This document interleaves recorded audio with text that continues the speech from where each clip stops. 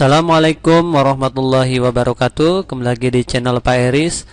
Kali ini Pak Eris akan membahas soal dan pembahasan kompetisi sains madrasah online IPS terpadu tingkat nasional tahun 2020.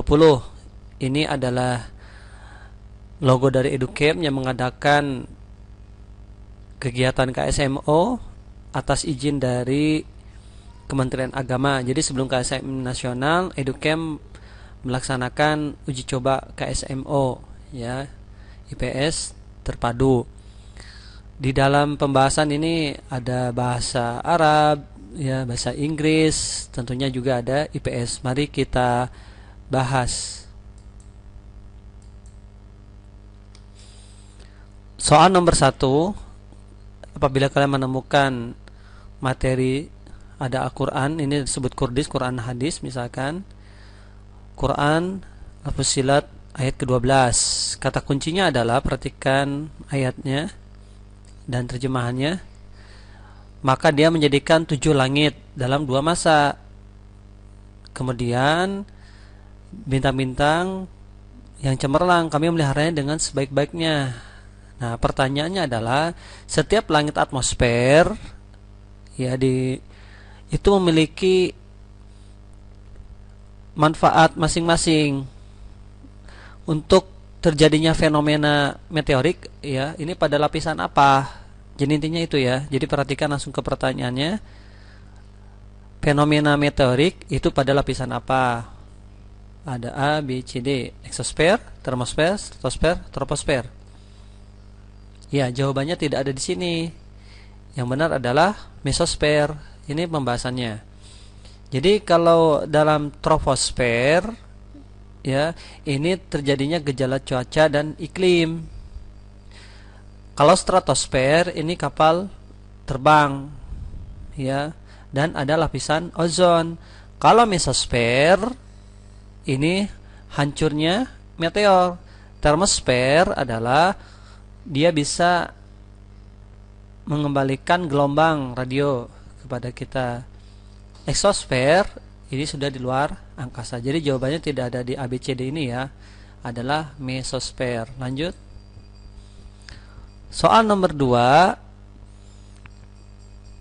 Model pengolahan lahan menjaga kesuburan, mendukung konservasi lahan dengan pertanian tunggal. Dengan cara apa supaya lahannya tetap terjaga? Terasering, contouring, pergiliran tanaman, atau agroforestry? Jawabannya adalah terasering. Ini gambar terasering. Selain untuk menjaga tidak gampang erosi, adalah menahan air secara maksimal juga ya. Nah, kalau agroforestry adalah gabungan atau kombinasi antara pohon yang bisa ditebang untuk dimanfaatkan dijual dan juga tanaman seperti ini jagung. Nomor 3, jika menemukan bahasa Inggris, lihat saja kata kuncinya. Jadi seperti ini, flat, regional, landscape. Jadi pola perkotaan yang paling tepat, optimal daerah di dataran adalah di kota ya.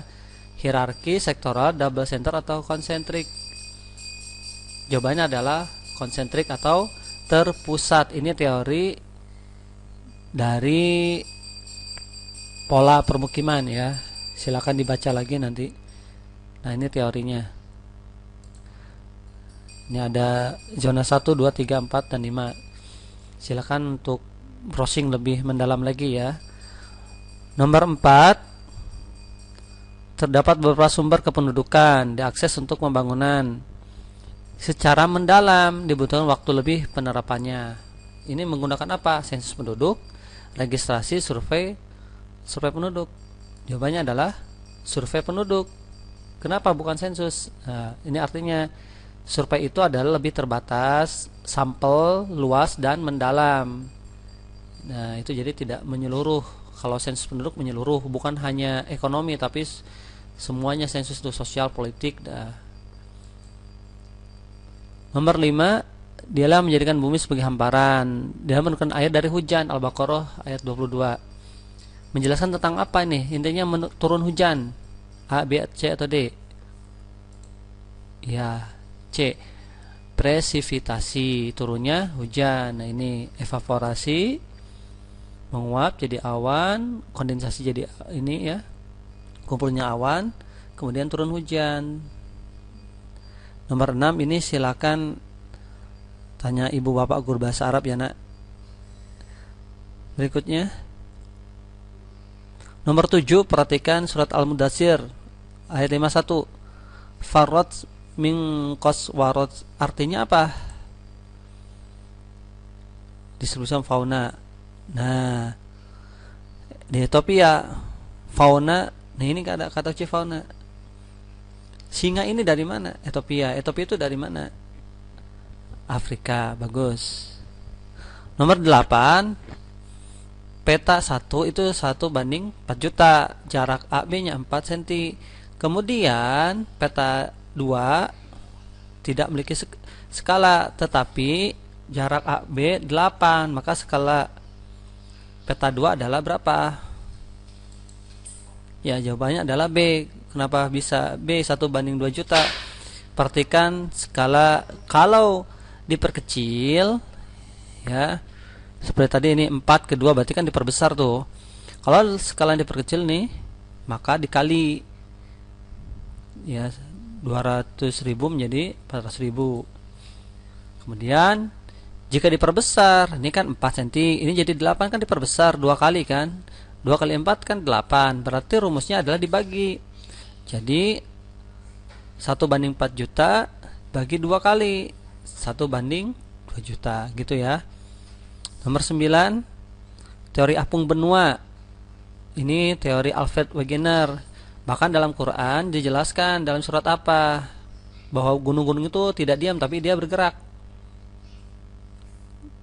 Jawabannya D ya. Quran surat An-Naml ayat 88. Kalau An-Nisa ayat 78 ini tentang kematian. Ar-Rum 41 ini tentang kerusakan di darat, di laut oleh manusia. An-Nahl ayat 10 menurunkan air hujan. Jadi kalian kalau dalam KSM IPS integrasi memang diusahakan baca terjemahan Quran yang sifatnya itu ada yang lingkungan, ini seperti lingkungan, ekonomi gitu ya, sains dan sebagainya. Nomor 10, apa perbedaan antara horse dan graben? Jawabannya adalah B. Horse adalah lebih tinggi daripada graben. 11. Nah, ini pembagian wilayah PPKI hasil sidang kedua PPKI 19 Agustus 1945 apa? Ya, menjadi 8 provinsi. Nah, ini adalah provinsi. Kalau di Jawa Timur siapa nama gubernur pertama? Ada R.A. Suryo. Nomor 12, yang bukan berhubungan dengan pembentukan manusia sebagai makhluk sosial, humanis, humanistik, memanusiakan manusia dengan baik. Mana yang bukan? Ya, adalah tidak berbudaya. Justru manusia harus berbudaya. Lanjut. 13, 19 Desember 1961 Presiden Soekarno mengeluarkan Trikora. Apa isinya?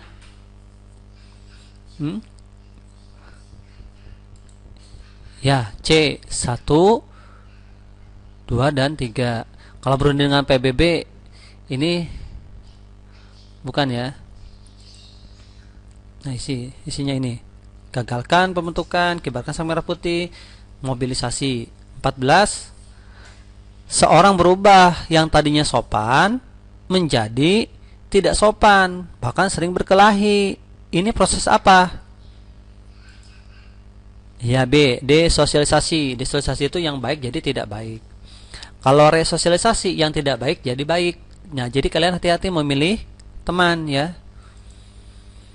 15 adalah isinya B. Apa kata kuncinya? Ini salah satu faktor yang menyebabkan perlawanan rakyat Ambon di bawah naungan Fatimura ya, melawan Belanda apa? B. Yaitu adanya monopoli perdagangan. Nah, ini adalah Fatimura atau Thomas Matulesi. 16, setiap hari. Nah ini kita mulai produk, ada sabun, Lux, Dove, Lifebuoy. Jadi kalaupun kita tidak mengerti secara utuh ya bahasa Inggris, tetapi perhatikan kata kuncinya saja. Ini termasuk, nah contoh dari macam-macam pasar apa? Isinya adalah A, monopolistik ya. Ini ciri pasar persaingan monopolistik, banyak penjual dan pembeli. Terus promosi penjualan aktif ya. Produsen mampu mempengaruhi harga. 17. Nah, apa perbedaan antara pembayaran di muka dengan yang kredit? Prepare itu kredit ya. Jawabannya adalah D. 18. Asetnya berapa nih? 1 Juli 2009 itu 220 juta. Maka nilai sisanya 20 juta. Masa manfaatnya 5 tahun. Asumsi metodenya penyusutan garis lurus. Pertanyaannya, besarnya akumulasi penyusutan pada 31 Desember 2020. Jawabannya adalah, kenapa bisa A? Ini rumusnya ya. Jadi nanti kalian cara ngitungnya, presentasinya, karena ini dianggap 1 tahun, jadi 12/12. Kemudian kalian harga perolehan. Ini 220 juta dikurangi nilai residu ini 20 juta, berarti 200 juta nih ya.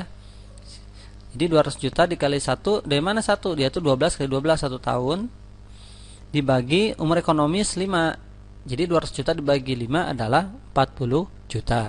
Bagi yang memiliki pemahaman lain silakan di komentar ya. Untuk nomor 18 jawabannya apa? Silakan.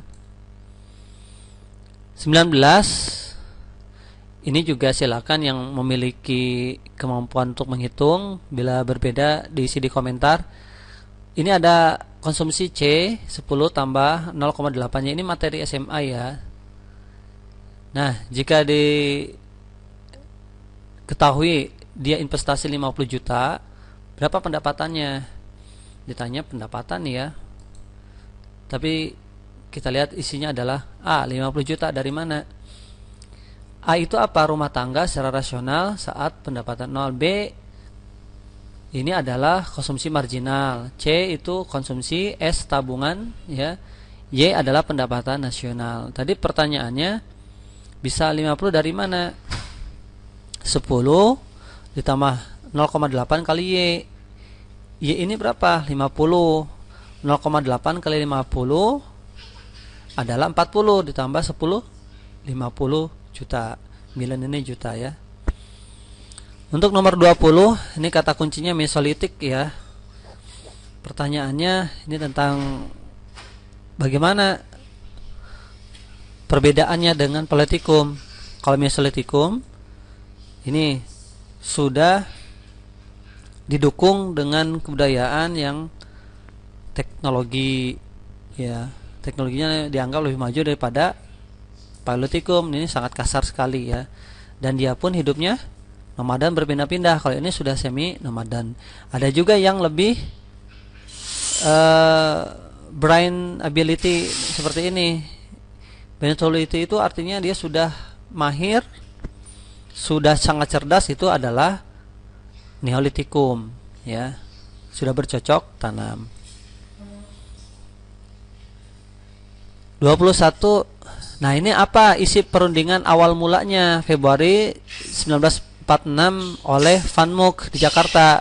Pertanyaannya adalah kecuali ya, yang dikecuali adalah C.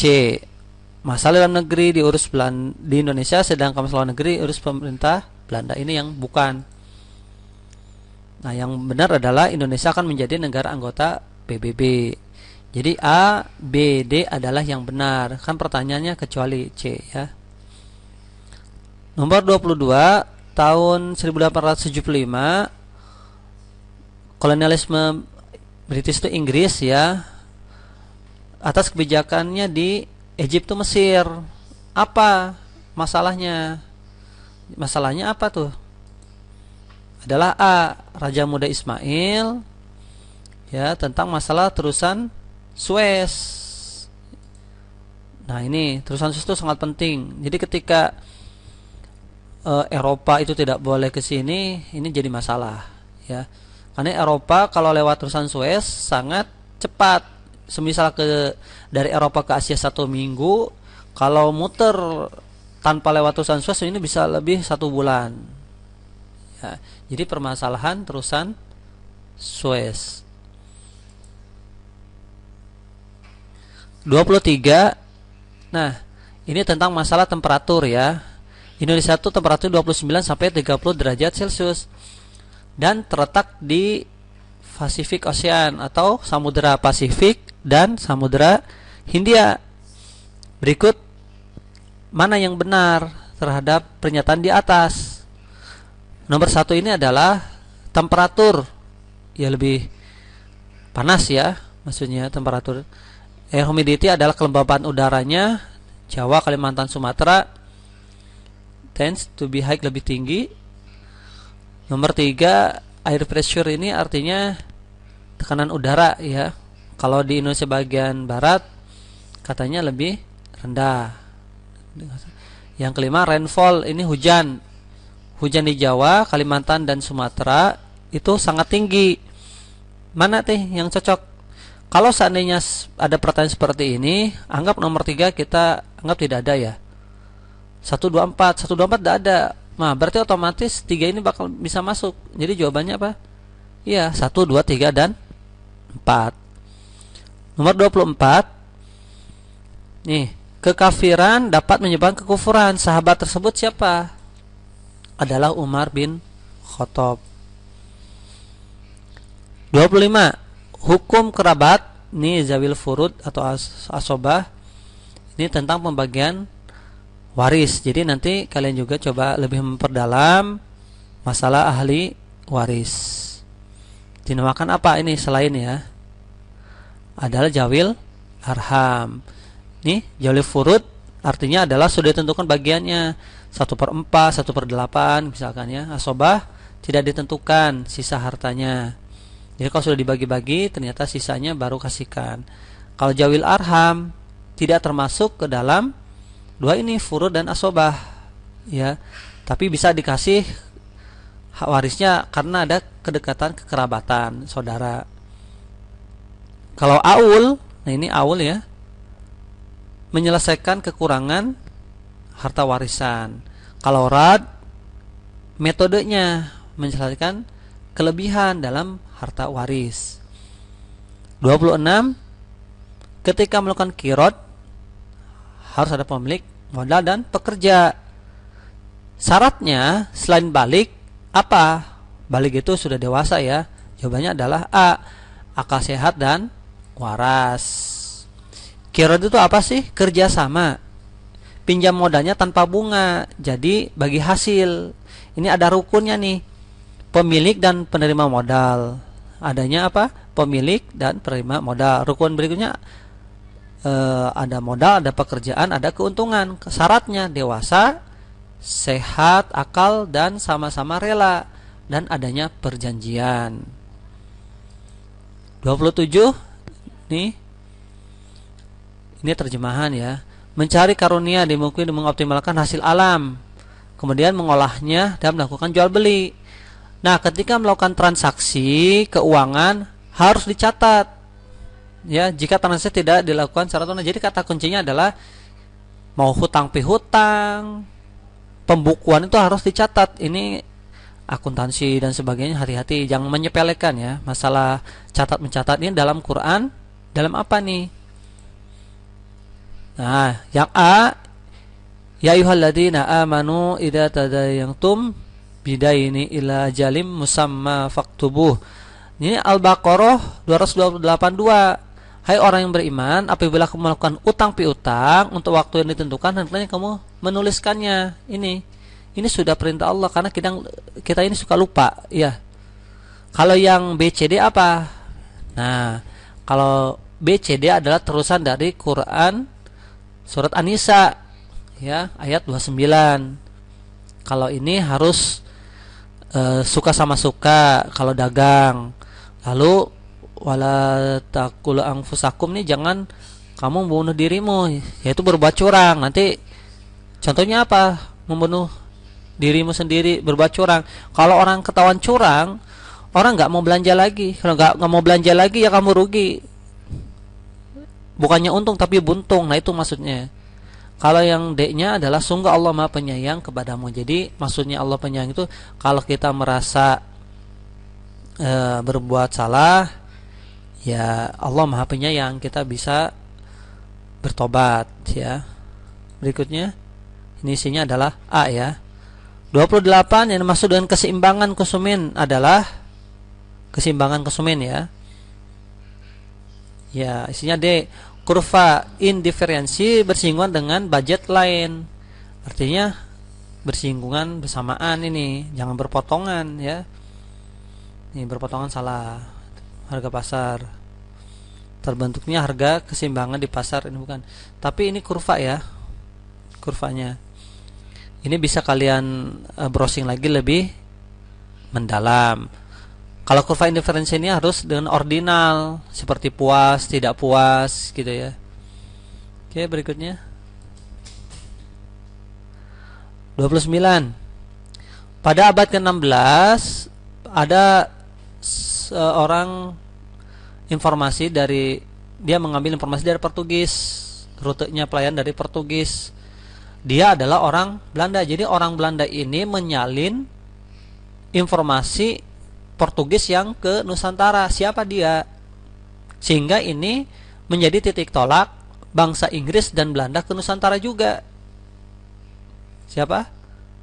C ya, Jan Hugven van Dietzen. Nah, ini keterangannya.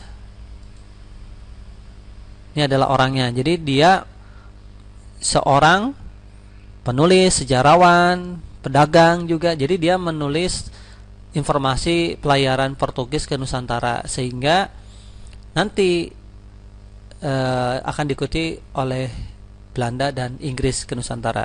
Nomor 30, ini masalah riba, tentang jual beli. Ada 4, ada riba fadli, kirdi, yad, dan nasi'ah. Pertanyaannya adalah berikut pengertian yang tepat dari riba fadli. Jadi yang ditanyakan riba fadli, apa itu? Adalah menukar dua barang yang sejenis tapi tidak sama. Uang sejenis 100.000 nih, saya tukar ke si A. Ternyata si A ini ngasih ke saya uangnya 20 ribuannya 4, kan 80.000, berarti kurang berapa? 20.000. Nah, itu riba, tidak boleh ya. Riba-riba yang lainnya silakan browsing lebih mendalam.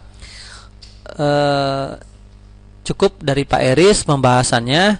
Sekali lagi, untuk kata kunci KSMO yang IPS terpadu atau terintegrasi, kita memang harus bisa belajar materi agamanya, terutama apa? Quran, hadis, dan tentang fikih ya, hukum jual beli, ada riba tuh tadi.